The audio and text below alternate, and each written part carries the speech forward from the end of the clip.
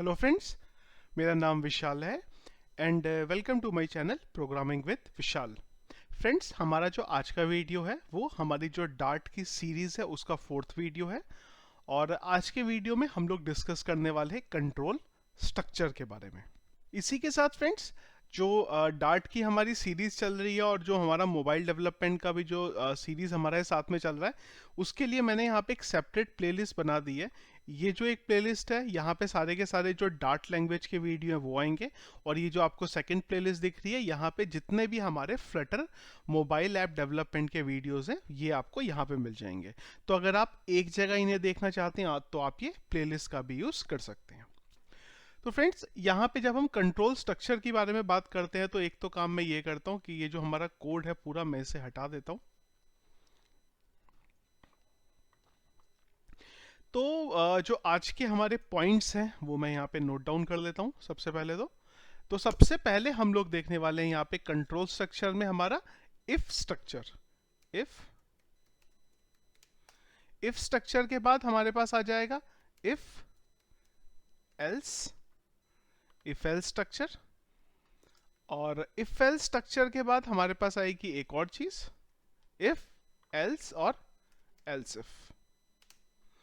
Sorry, हाँ जी ठीक है, एल्स इफ।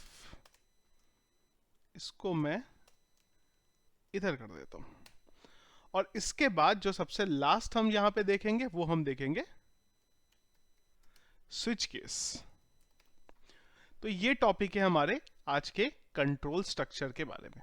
तो जब मैं कंट्रोल स्ट्रक्चर के बारे में बात करता हूं तो इसका मतलब बेसिकली ये होता है, बेसिकली ये देखते हैं यहाँ पे कंडीशंस। जैसे कि एग्जांपल अगर मैं आपको बोलूं क्या क्या सिनेरियो हो सकते हैं हमारे, तो लेट्स से एज्यूम कि अगर मैं आपको बोलूं कि आप एक काम करिए, एक शॉप पे जाइए और शॉप से एक कोल्ड ड्रिंक ले आइए। अब देखिए यहाँ पे क्या पॉसिबिलिटी हो सकती है, आप जाएंगे शॉप पे, अगर कोल्ड ड्रिंक होगी तो आप ले आएंगे और कोल्ड ड्रिंक नहीं होगी तो आप नहीं लाएंगे। इसको हम रिलेट कर सकते हैं हमारे इफ स्ट्रक्चर के साथ कि अगर हमारी कंडीशन एग्जीक्यूट हुई तो ठीक है, अदरवाइज कुछ भी नहीं आएगा। जैसे कि मैं यहाँ पे एक वेरिएबल बना लेता हूँ, लेट्स से इंट या फिर वेरी कर लेते हैं इसे, var name is equal to Vishal. एक मैंने यहाँ पे वेरिएबल बनाया। अब हमने यहां पे ये चेक कराया कि if name is equal to Vishal. हमने ऑपरेटर में देखा था पहले ही, डबल इक्वल टू का मतलब क्या होता है, वैल्यू का बेसिकली कंपैरिजन करना। तो यहां पे हमने ये बोला कि अगर ये नेम की वैल्यू विशाल के बराबर होगी तो इको कर दिया जाए, राइट। तो हमने यहां पे कंडीशन बनाई कि अगर, सॉरी प्रिंट होगा एक्चुअली में, इको नहीं होगा। तो यहां पे हमने क्या करा, बेसिकली एक कंडीशन बनाई और हमने बोला कि नेम में जो भी कुछ रखा है अगर वो चीज विशाल के बराबर हुई तो प्रिंट कर दिया जाए, राइट। एक बार इसे एग्जीक्यूट करके देखते हैं। तो आउटपुट आ गया हमारा यहाँ पे राइट। अब अगर ये नेम वेरिएबल में मैं विशाल की जगह पे अमित डाल दूं तो देखते हैं क्या होगा। तो यहां पे आप जब देखें तो आपको कोई भी आउटपुट नहीं मिला। सेम चीज मैंने आपको बोला कि आप शॉप पे जाइए और वहां से कोल्ड ड्रिंक लेके आइए। अब अगर कोल्ड ड्रिंक होगी नहीं तो क्या होगा, आप कुछ भी लेके नहीं आएंगे। अब यहाँ पे आ जाता है हमारे पास सेकंड चीज। सेकंड क्या है हमारे पास, इफ एल्स स्ट्रक्चर। तो मैंने आपको ये बोला कि आप एक काम करिए, शॉप पे जाइए और कोल्ड ड्रिंक लेके आइए। अगर कोल्ड ड्रिंक नहीं है तो लेट्स से एज्यूम आप पानी ले आइए। अब पानी जो यहाँ पे है वो एक ऐसी चीज है जो हर हालत में होगा ही होगा। तो यहां पे देखें, हमने बोला एल्स प्रिंट नो। अब यहां पे क्या होगा, अगर नेम की वैल्यू विशाल के बराबर होगी तो आपका राइट आ जाएगा, अदरवाइज नो आ जाएगा। एक बार आउटपुट अभी देखते हैं क्या आता है।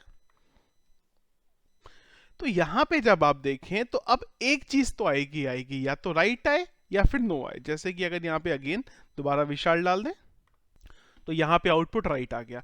अब मतलब ये हुआ यहाँ पे इफ एल्स का मतलब ये हुआ कि अगर तो इफ में जो भी हमने कंडीशन लिखी है वो एग्जीक्यूट हुई और हमें आउटपुट ट्रू मिला। अगर आउटपुट ट्रू मिला तो हमारा इफ का ब्लॉक चलेगा, अदरवाइज हमारा एल्स का ब्लॉक चलेगा। ये हो गया हमारे पास इफ एल्स स्ट्रक्चर। इसके बाद तीसरी चीज क्या हो सकती थी, मैंने आपको बोला कि आप एक काम करिए, शॉप पे जाइए, अगर कोल्ड ड्रिंक हो तो कोल्ड ड्रिंक ले आइए, अगर फ्रूटी हो तो फ्रूटी ले आइए, और अगर कुछ भी ना हो तो पानी ले आइए। यहां पे हमने क्या करा कि कंडीशंस डाल दी। अगर पहली कंडीशन ट्रू होगी तो वो चलेगी, दूसरी कंडीशन ट्रू होगी तो वो चलेगी, तीसरी, अगर इन दोनों में से कुछ भी नहीं हुआ तो तीसरी कंडीशन चल जाएगी। यहां पे इस तरीके से आप जितनी मन करे कंडीशन लगा सकते हैं। लेकिन अगर मैं आपको बोलूं कि शॉप पे जाके क्या ऐसी पॉसिबिलिटी है कि आप तीनों चीजें ले आए? बिल्कुल नहीं। एक बार में एक ही चीज लाएंगे, या तो आप कोल्ड ड्रिंक लाएंगे, या फिर फ्रूटी लाएंगे, या फिर आप पानी लाएंगे। इसको अगर हम यहां पे देखें तो हमने यहां पे क्या करा, एक ब्लॉक और डाल दिया, एल्स इफ।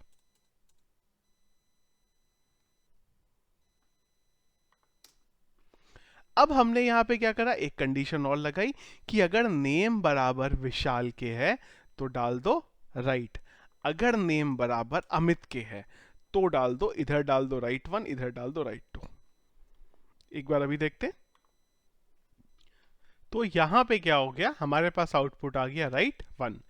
राइट 1 क्यों आया? क्योंकि जो नेम में डेटा पड़ा है वो विशाल के बराबर है। अगर मैं यहां पे अमित डाल दूं तो मेरा आउटपुट यहां पे राइट 2 आ गया। तो ये होता है हमारे पास if structure, if else structure और if else if else structure. अगर आप यहां पे देखें तो ये जो हमारे पास स्ट्रक्चर हमने देखा, ये सेम टू सेम वैसा ही है जैसे ऑल लैंग्वेज में होता है, बस एक मेन फंक्शन यहां पे आ गया, वो जनरली और जगह नहीं होता है। अगर आपको डॉटनेट आती है, आपको जावा आता है, आपको पीएचपी आती है, इवन आपको जावास्क्रिप्ट आता है, हर जगह पे ये स्ट्रक्चर आपका कुछ इसी तरीके से चलता है। हाँ, प्रिंट का हमारा स्टेटमेंट बदल जाता है चीज को प्रिंट कराने के लिए। इसके बाद इफ एल्स की जब हमारी कंडीशंस के बाद नेक्स्ट चीज हमारे पास आ जाता है स्विच केस। एक बार देखते हैं।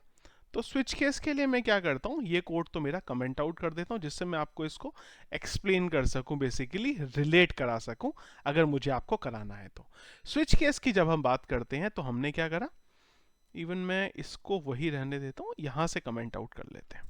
तो यहां पे स्विच केस भी क्या है, एक तरीके से सेम टू सेम आपका रिप्रेजेंटेशन है इफ एल्स के तरीके से ही। कैसे चलेगा, हमने बोला यहां पे स्विच, और इस स्विच में हमने जो हमारा वेरिएबल बना है वो डाल दिया। हम यहां पे आ गए अंदर, जो हमने कंडीशन बनाई है इसके अंदर, स्पेलिंग मेरी गलत है, SWITCH, स्विच आ गया हमारे पास यहां पे।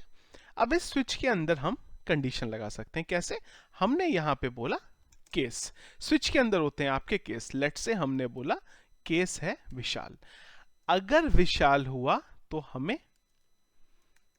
प्रिंट करके दिया जाए राइट 1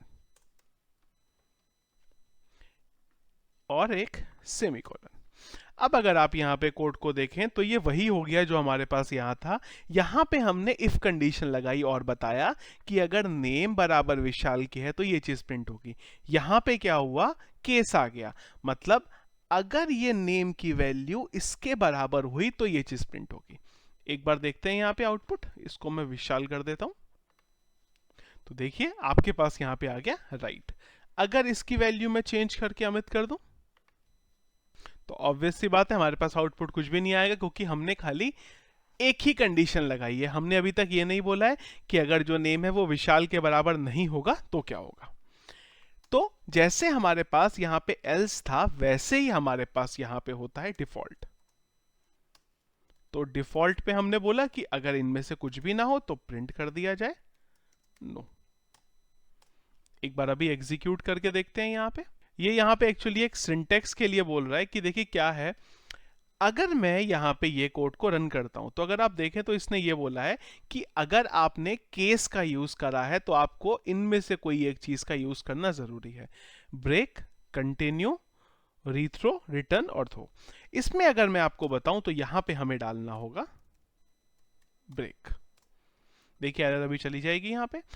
क्यों एरर चली गई यहां पे, तो वो हमें समझना पड़ेगा। देखिए अगर मेरा केस एग्जीक्यूट हो गया तो वो टाइम पे मेरा जो ये कंडीशन है ये यहीं पे खत्म हो जानी चाहिए। एक बार इसे रन करके मैं आपको दिखाता हूं पहले। कोड आपका बराबर चला। यहां पे देखिए क्या होता, अगर मैं ये ब्रेक नहीं लगाऊं और एक बार देखते हैं रन होता है कि नहीं होता, तो इसने यहां पे एरर दे दी। एरर इसने ये दे दी कि जब भी स्विच केस यूज करेंगे तो आपको बताना पड़ेगा यहां पे एक स्टेटमेंट। इसके पीछे का रीजन क्या है, पहले तो मैं स्टेटमेंट डाल देता हूं। तो यहां पे देखिए कैसा होगा कि सबसे पहले आपकी ये कंडीशन एग्जीक्यूट होगी। तो लेट्स से अज्यूम हम यहां पे विशाल डाल देते हैं। अब ये क्या करेगा, ये चीज चेक करेगा, अगर इसको विशाल मिला तो ये राइट वन प्रिंट कर देगा। अब स्विच क्या करता है, ये करता है कि इसके बाद ये नीचे चलते रहता है। तो इसको क्या होगा, यहां पे ये कंडीशन जब ट्रू हुई तो ये इसको प्रिंट करेगा, और अगर ये मैं ब्रेक नहीं दूंगा तो ये डिफॉल्ट पे भी चला जाएगा। जैसे हमने ऊपर देखा था और मैंने आपको बोला था कि एक बार में आपका एक ही आउटपुट आ सकता है, या तो राइट वन आएगा, राइट टू आएगा, या नो आएगा। सेम चीज आपकी यहां होती है।